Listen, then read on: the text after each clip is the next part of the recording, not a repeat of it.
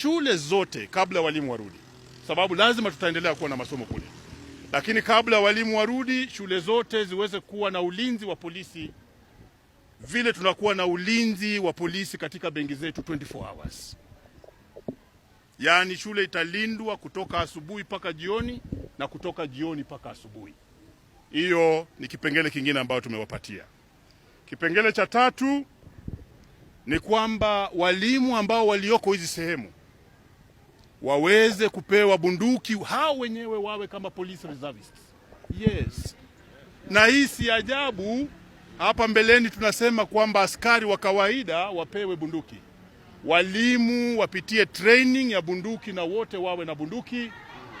Ndiyo tuweze kuwa na ulinzi kuanzia kwa mwalimu mwenyewe mpaka kwa ile surrounding yake, sababu tumegundua kwamba hata polisi wanaogopa kutoka usiku wakijua kwamba Al-Shabaab wanakuja.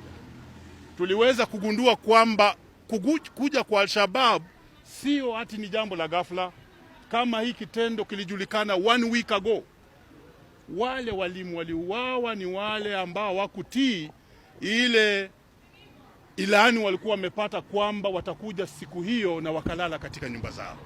Lakini walimu wengi, hata polisi wenyewe, walihama wakalala katika zile bushes zilikuwa karibu na pale. Kwa hivyo tuweze kupeana bunduki kwa walimu wetu. Tumesema kwamba pia Teacher Service Commission, sababu walimu wengi wamekuwa na mshtuko, wapewe leave, waende wapumzike kwanza. Watu wa sehemu hiyo ni kama hawataki elimu. Kwa hivyo wacha walimu wapumzike kwa muda, ndipo tupange vile watarudi huko polepole. Wasizurutishe walimu kurudi haraka bila kujipanga, bila kuwa na familia yao. Waende nyumbani waombewe. Sisi ni inji ambayo inapendelea maombi, ndipo wataweza kurudi kule juu.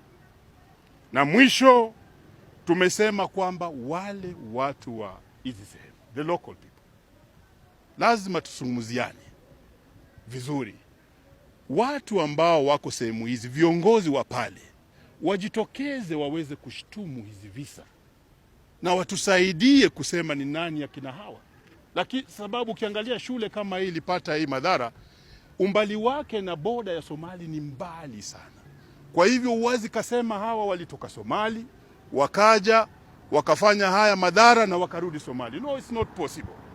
So Ministry of Interior ile inaongozwa na Matiangi, tuende pale tufanye upelelezi DCI, tujue ni role gani watu wa hapo wenyewe wanafanya ama wanauzishwa kwa haya maneno ambayo tunapoteza walimu kila mara. Kumbukeni, wale walimu wawa ni wale sio wa sehemu hiyo, ama sio Waislamu. You see, as a unionist I must say this.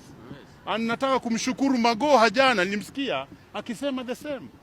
Kwa hivyo lazima tujue ni chanzo gani ambacho kinasababisha haya maafa.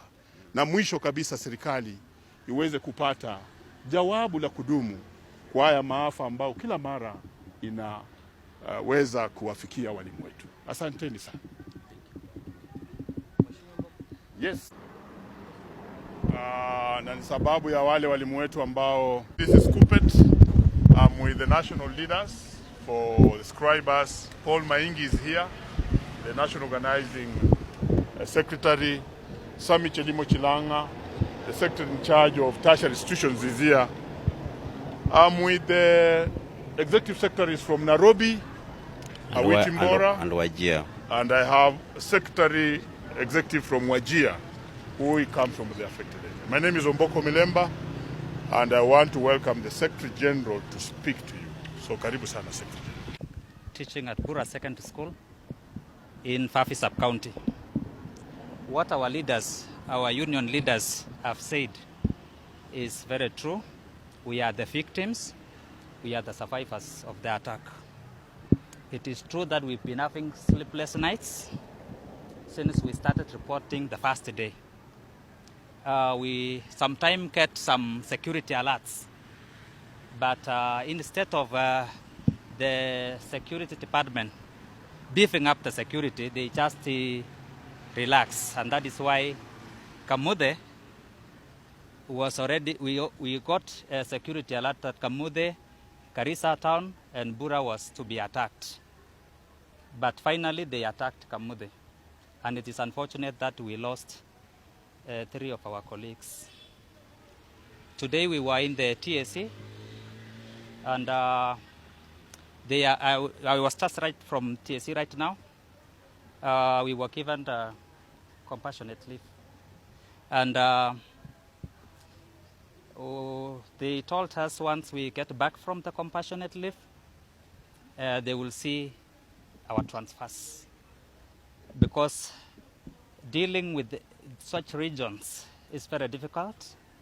As our Secretary General has said, the teachers who died are the youth of this country. They are ranging from 31 years, 28, 29. They are all of my age. But if we kill the youths of this country, where is the future of the country? So my plea to the government, let us, as they said, going to that region and teaching in that region without military skills, without weapons, as a teacher is very difficult. It's very difficult. Many a times we are saying, you will find that banks are given 24 hours surveillance in schools, in such areas, because even churches in those risky areas, they usually give security, the police security, 24/7, or during the service time. We also call for the same security during morning to the evening and throughout the night. That our security cannot be taken for granted, and especially security of teachers who are in northern Kenya or northeastern regions of this nation and coast regions. On that vein, we want to ask the Minister for Interior